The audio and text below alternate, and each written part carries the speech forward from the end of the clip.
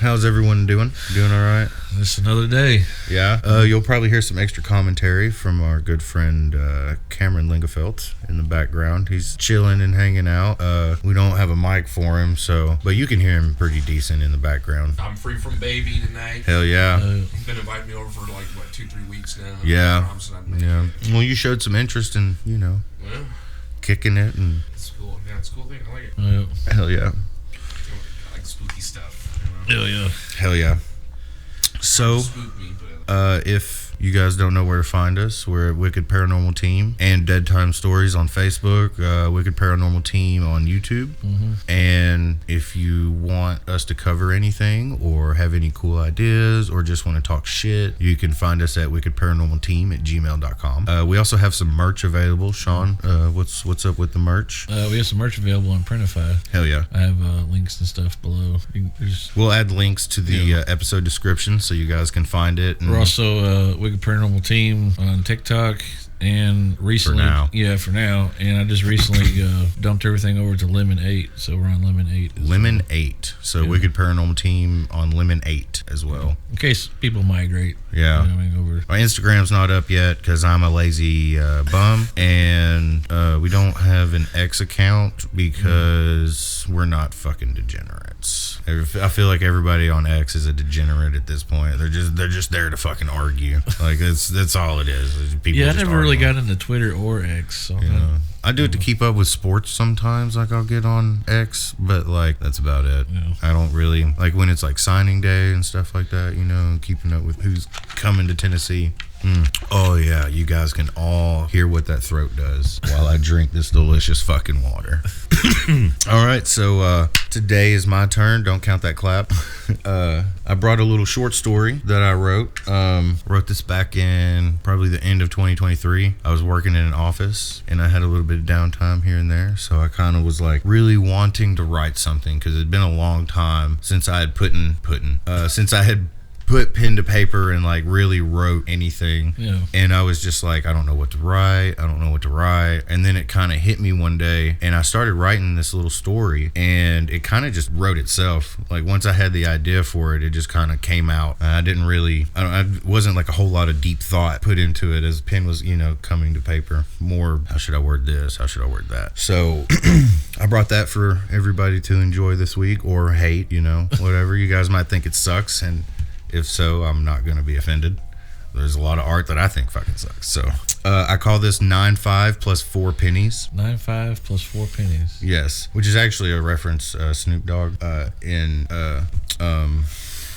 Dr. Dre and Snoop Dogg song. At the end, he's like 95 plus 4 pennies. So I was just like, and I was listening to that while I was writing this. So I was like, that's the name of this fucking short story. It has nothing to do with the story. And scene. Opening my eyes, confused, head ringing, the faint metallic copper taste of blood lingering in the back of my throat. It's almost completely dark in here except a faint light in the distance. Or is that just the days of my coming to? Can't tell just yet. Struggling to find my footing, I hug the wall in an attempt to stand and gather my bearings. Where am I? What the hell happened to me? How the hell did I get here? There is some light, a dim hope of illumination in the distance. Exiting this dark, dank, cold room, I make my way down a long hallway. Large windows blacked out to evict the sun and moon from this dim hell I've woken to. At the end of the hallway, there's simply another damn hallway. This is where that dim glow originated, though. The hallway seems to stretch for a mile in every direction. Doors on both sides. Where the fuck am I? Have I been here before? This place, why do I get the feeling I've seen these rooms before? Shake my head quickly. I'm pretty sure I'd remember a shithole of this magnitude. I can't shake it though. Wait, what is that? That smell. Beneath that musty mildew reminiscent of an old truck in a field for a decade with the windows down. That smell beneath the lingering mold in the drywall and steel of the framework. It's unmistakable yet somehow in here. Hidden. The smell of rot. Death. My curiosity derailing my train of thought. I follow my nose as that old bird from my childhood used to say. What was his name? Steve? Sam? Anyway, why just sit here and wait to die? I got nothing better to do than trying to get out of here. And where's that stench? There's always answers. At least that's what I always say. I move cautiously down the hallway, occasionally swaying, head still pounding. What I wouldn't give for a fucking aspirin right now. Something seemingly to come from the wall itself. A leg? Then it hits me. That smell again. This time like a punch from the Tyson in the 90s. A body, corpse. How long has it been here? A while, apparently. How long have I been here? No time for that. The person who appears to be some unlucky gentleman, hard to tell with as much skull as misplaced. He seems oddly familiar though. Brains bashed in, no weapon, another mystery. Have we met before? If I could see your face better. I decided to check the fellow's pockets for any clues or anything. Nothing. No matches or lighter or wallet. And then I panicked and started patting myself down. I never leave the house without my wallet or phone. Nothing. Again. So something has put me here. I didn't just wander in. Still, I can't shake the creeping feeling of familiarity. Nope, this is new, I tell myself still. Bang! What sounds like steel on steel, like a hammer on an anvil. Hey! I yell. Is anyone there? Nothing but my own faint calls. Again, dead silence. It only just now occurs to me how silent it is. No electric hums, no distant traffic, no planes, not even a drip of a long abandoned faucet or a vent fan in desperate need of oiling. Where am I whisper, and then fall silent just past my lips. So I trudge forward, towards the sound and away from the stench. Bang! Startled, I yelled out again, this with all the strength I can muster. Is anyone else out there? Hello? Help! Nothing. More silence. Very quickly, I adjusted my trudge to a trot and made my way towards the sound. Now the only sound is the thud of my shoes on the, tile? Linoleum? Whatever. Before I know it, I'm on top of heavy breathing. It trails off. I spot what appeared to be a woman sitting lump against a grungy, moldy wall. Hey, do you need help? I shake her. Nothing. Check her pulse? Dead. Nothing. Nada. Elvis has left the chat. Her face slack and still, body still kinda warm. Still no answers, but this face, I know this face. Even her clothes are oddly familiar. So, for a second time in this place, I search a corpse for a clue. Searching for answers, apologizing to the dead as I rummage her pockets. There's nothing again. Pockets aren't even barely big enough for an ID, let alone answers. As I turn my head to stand up, my eyes draw to something, a glint in this dim light somehow. Just between the small of her back and the wall, not wanting to disturb the dead any more than I already had, I slowly reach to grab this glimmer, almost expecting not to get my hand back.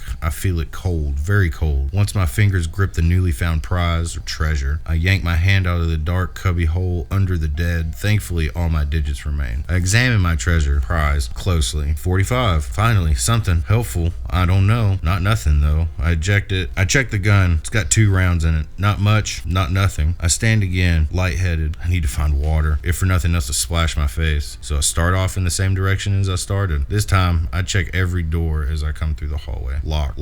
Fuck. Locked. Click. With the gun in my right hand, I slowly push the door open, checking my blind spots. Corners and doors. Some show memory creeps in. Shake it off. No time for nostalgia now. This time the smell hit me like a dump truck. Rot. Death. Not of the flesh though, more like a fresh compost mixed with the sour of old polluted wastewater. A moist warmth hit my face with such ferocity I almost passed out again. Instantly, sweat started pouring from my skin. And loud, almost deafening. Here, I was almost forgetting I had a headache until now. The sound of machinery hummed. How did I not hear this from the hallway? Almost vibrating my bones. Where is this coming from? I slammed the door, glad to be out of the endless death of the hallway, but almost missing its silence. It's still dim in here, but ahead I can see the dim electric glow of unnatural light, just enough to see a path. I crossed the room with a quickness I didn't expect was left in myself in my current state. I reached the door under the light, praying to whatever God would listen that this was an exit from this hellscape. Click. It opened just enough to squeeze through. If I ever get out of here, I'll start that diet as I move into another part of this dungeon.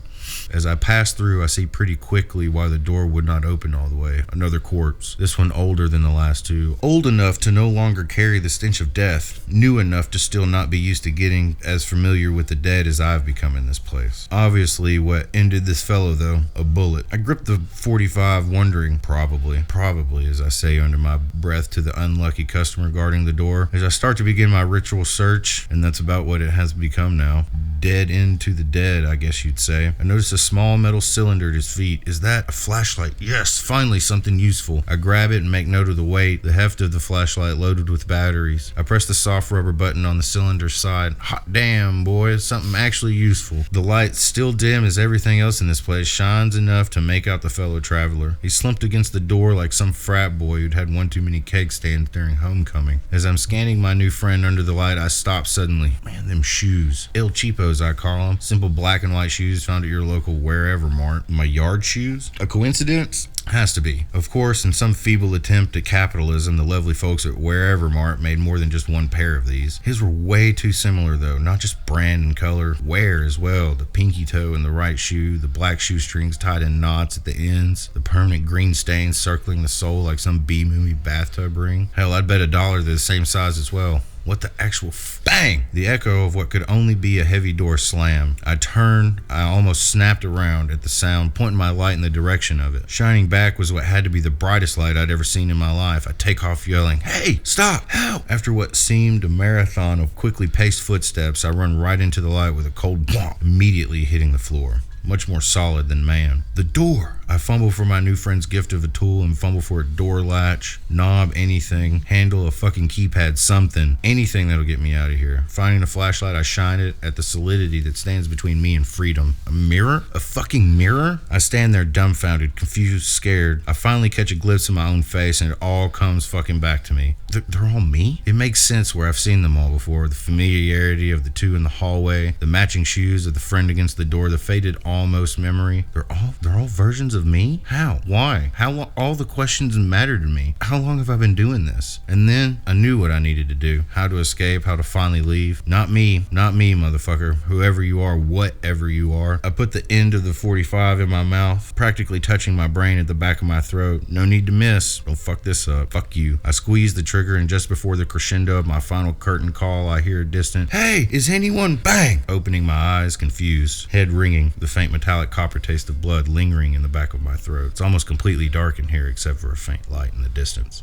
Finn. That's the end. That was a crazy story, man. At first, it kind of gave me like Resident Evil vibes until it all ties in at the end. Yeah. That's crazy. Yeah, I wrote that a couple years ago. Just, it is reminiscent in its, I guess, style. I mean, Stephen King is like my favorite author, so he uses that like very in-depth descriptions of things. I suck at reading also, so like there was a kind of combination there. I got tongue twisted a few times, but also it's one of his book series. Yeah, it has a Stephen King kind of like feel to it. Yeah. Or like a Dean Koontz maybe, or like that creepy. Yeah, that creepy vibe. Yeah.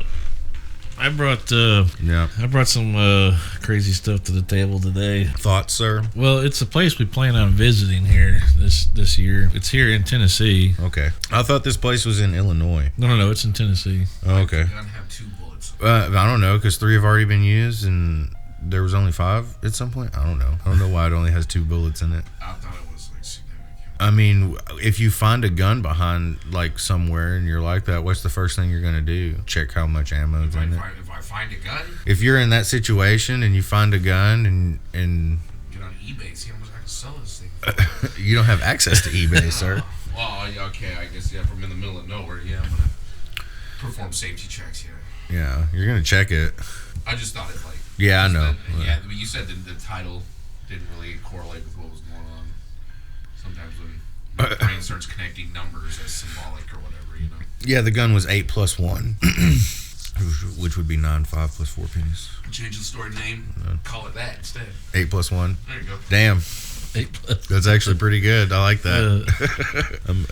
I'm about to rename this story. Thank you, Cameron.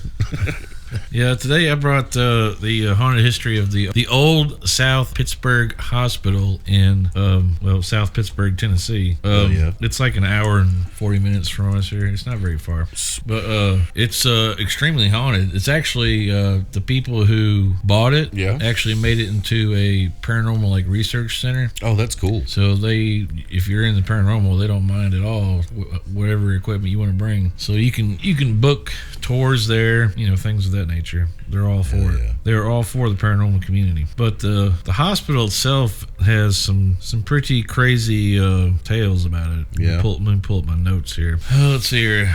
So first of all, we need to delve into the history of the place. Yeah. Because I think the history of the old South Pittsburg Hospital has a lot to do with the hauntings themselves. Because I think a lot of once we delve into the historical context and explore its potential connection to the reported paranormal activity, the land before the hospital was built there, because the hospital wasn't built till in the 30s. Yeah. But before, I'm talking about way before Indians that lived there. Before the hospital was was even conceived, the land upon which it stands held rich history. Long before European settlement, Native American tribes, likely the Cherokee, inhabited the region. Their presence undoubtedly imbued the land with spiritual significance that may have lingered even after their displacement. Fast forward to the 19th century, and the Civil War erupted. The Battle of Chickamauga, a pivotal conflict, took place nearby in 1863. The region witnessed immense suffering and loss of life. The echoes of these tragic events, the cries of the wounded, the despair of the dying, could have permeated the very soil, leaving a mark on the landscape itself. So there's a lot of bloodshed. They hit that pin. Oh, he'll do it. Now, fast forward to like the 1930s. That's when the hospital itself was built. A lot of the history has kind of gone to shit, though, because I think a lot of it burned in fires. In the wake of the Great Depression, the need for accessibility healthcare in rural Tennessee became paramount. In response, the construction of the South Pittsburg Hospital began in the 1930s. This era marked the economic hardship and social upheaval, undoubtedly brought its own set of challenges and tragedies to the hospital's doorstep. Imagine, scenes that unfold within its walls. You got desperate families seeking relief from poverty, related illnesses, and you got agonizing cries of patients suffering from infectious diseases, the fear of uncertainty surrounding surgical procedures conducted with limited resources. So they weren't, all adamant about their surgeries. We'll get to that later because there's actually a ghost called the surgeon. But anywho, these experiences, these raw emotions would have been deeply etched in the very fabric of the building. You got decades of service and decline. For decades, the hospital served as a lifeline for the local community. It witnessed countless births, countless recoveries, but also countless deaths. The weight of these experiences, the collective human suffering endured within its walls, would have inevitably created a dense emotional residue. However, as medical advancements progressed, smaller, more modern facilities began to emerge. By the late 1980s, the hospital had outlived its purpose, and then it fell into disrepair, abandoned, and then forgotten, until now has been purchased. Its halls echoing with the ghosts of the past. Now, we get to the hauntings here. This place is super haunted. I've seen many videos of other ghost hunters, including like Sam and Colby. They've been there. I believe Paranormal Twins have been there. There's been a lot of heavy hitters who've been to this hospital. It's well known in the paranormal community. A lot of people go to it. You got a lot of residual hauntings inside there, because the most plausible explanation lies in the concept of residual hauntings. These are not malevolent spirits, but rather echoes of past events. Kind of like, you ever heard of the stone tape theory? The stone tape theory? No, stone tape, T-A-P-E. Stone tape. Stone tape theory is like certain material can absorb, like almost like think of it like as a tape, like old school tape deck, like back in back in the day we had tapes, and they're recorded by magnet. It imprints it on the tape. Yeah. Imagine that same technology, but with stone.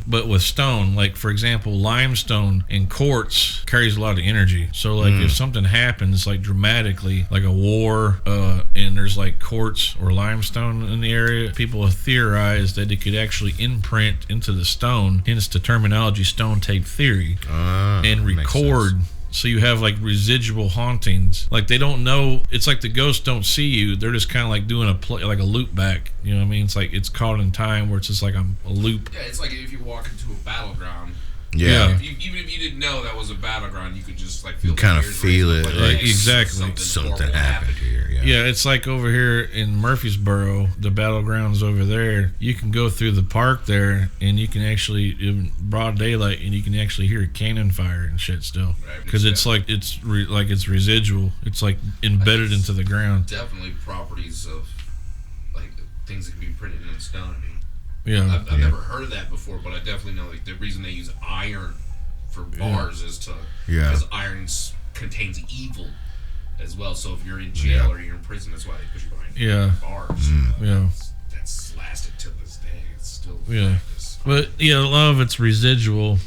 Like I said, these are not malevolent spirits, but rather echoes of the past events, emotions, and energies that are imprinted upon the location itself. The hospital's history, steeped in suffering, loss, and the constant struggle for survival, could have created a powerful energetic imprint that continues to manifest in the form of unexplained phenomena, like the impact of the land itself. With Native American history and the echoes of the Civil War may also contribute to the paranormal activity. These historical layers could be interacting with the hospital's own tragic past, creating a complex and potential energetic field where you can have like portals or manifestations. It's like on our last episode, like you were talking about, where when they brought the Devil's Rocking Chair back to his haunted museum, like amplified everything else. It's like the damn painting in Ghostbusters. He's like, are you the gatekeeper? Yeah, they have to reveal that. Yeah, which is a lot of places that are real cheap are usually haunted. Something happened here. They didn't tell us about it. This could actually make like cold spots. This could, it releases residual emotional energy, often associated with grief or despair. It can also have EMF fluctuations, like it messes with magnetic field. Yeah, you know what I mean. That's why they want to go in and like cleanse a room or something too, right? Yeah. You can also get a lot of EVPs, which is electronic voice phenomena, where you catch actual ghosts speaking on devices, and apparitions. The actual like shadow bastards, or you know what I mean. You get ghosts in full manifested themselves. So I mean, this is a lot of it. I think is residual. Now supposedly there's ghosts at the hospital, like the ones that like dwell there, and they got their main one is called the Shadow Man. Now the Shadow Man, how original. The Shadow Man apparently doesn't like women. He does not like he'll scratch the fuck out of women. He doesn't like women, and he resides up on the 3rd floor, which is supposed to be the most haunted floor. I wonder how he feels about trans people. I might go in a dress just to see what happens. They also seen him as a crawler. Like he likes to. Apparently, they don't know if it's I'm not trans evil or not. It may be an evil entity, but it likes to crawl on the ceilings and shit as a shadow. Me personally, I haven't ever seen a shadow like that. I've seen shadow people, but I haven't ever seen a shadow crawler before. That freaked the fuck out of me if I seen that shit. Yeah, that's some. Oh, it's Spider-Man, except like it just looks around the corner like, oh hey, you're like, what the fuck? This is the first symbiote suit appearance. Right? There's also is perhaps the most frequently reported entity. Witnesses have described a tall, imposing figure shrouded in darkness that moves swiftly through the halls. Some believe this may be a residual haunting, a manifestation of fear and despair that basically dwells there. You know what I mean? It's like all the fear and everything rolled into like one entity, like one energetic ball of it, so to speak. You also got the crying woman, a mournful woman who cries, often heard echoing through the abandoned wards. Some speculate that this may be the ghost of a mother who lost her child within the hospital's walls too, though. I would say that's plausible. I wonder how the Shadow Man feels about her. Yeah, she's usually up on the second, I think, second or making her cry. He's keeping her up there. The Shadow Man, he pretty much dwells up on the 3rd floor. That's like his stomping grounds, from what I've seen in videos and stuff. You also have the Phantom Surgeon. Now, apparitions of this figure, dressed in surgical garb, have been reported in the operating rooms. This could be the spirit of the former surgeon, perhaps consumed by grief or guilt over the loss of a patient. Stuff of that, because like back then their tools weren't all that great. You also got children's laughter, which I think is the most eeriest, is when you hear kids. Yeah, dude. Because sometimes a lot of people speculate that demons like to disguise themselves as children's spirits to get you lured in, and then once they have you, once they lure you in, then they sink their teeth into you pretty much. It's almost like a trap. So sometimes it's hard to. Is it okay, little boy? Like you may actually have children's spirit, like at the Thomas house, for example. You have Sarah, who's actually a child spirit that dwells there. You may have a place that, like the Sally house, for example, they say Sally was the girl who haunts it, but that could be an evil entity too. There's a lot of different but demons like to they like to impersonate children's spirits a lot. So there's a lot of children's laughter. Eerie childlike laughter has been heard in the pediatric ward, especially a chilling reminder of innocent lives that once passed to the hospital's doors. Now, it's crucial to remember that these are just a few of the many ghost stories associated with the hospital, but in truth, any of the remains, they're kind of a mystery. There's a lot of active areas. You got the morgue. It's often cited as one of the most active areas. You got the operating rooms due to the nature of the procedures performed there. The children's ward, like we just got done talking about, because of the kids that have passed. You got isolation rooms, often used for patients with high contagious diseases, and the boiler room. The boiler room, this area is often overlooked, but can be a source of unexpected activity at times. But yeah, that's what I brought today, was the old South Pittsburg Hospital in South Pittsburg, Tennessee. It's only like an hour and 40 minutes from here. Damn. Yeah, we definitely got to go there. But that's one of the spots we plan on going this year. We're going to go. Book it. Take it easy. Peace.